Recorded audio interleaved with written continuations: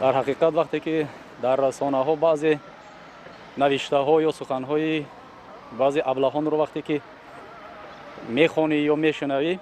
ҳеҷ як фарди ватандӯстро ором гузошта наметавонад ва ҳар яки мо ҳис мекунем ки ватани маҳбуби азизи мо Тоҷикистон беш аз пеш ба мо, ба ҳимояи мо, ба дифои мо, ба суханҳои мо, ба қалами мо эҳтиёҷ дорад ва мо содиқона ватани маҳбубамонро дифоъ мекунем. вақте ки намояндагони баландпояи давлати ҳамсояи мо Қирғизистон аз минбарҳо нисбати ворух ки пораи тани як пораи ҷудонопазири қисми ҷудонопазири давлати мо ҳаст суханҳо мегӯянд, инро ҳеҷ шаҳрванди ба ору номуси миллат қабул карда наметавонад ва мо гуфтанӣ ҳастем ки ворух ягон вақт анқалав набуд, ҳудуди ҷумҳурии Тоҷикистон ба ҳисоб меравад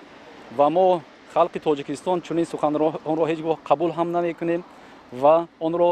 қотиона маҳкум менамоем ва ягон ваҷаби хоки Тоҷикистонро ба ягон Қирғизистон иваз намекунем. То шиф дониста бошад ки мо чӣ ҳисси баланди миллӣ дорем ва мо намехоҳем ки ҳатто як ваҷаби ворухро бо Қирғизистон ҳатто иваз кунем.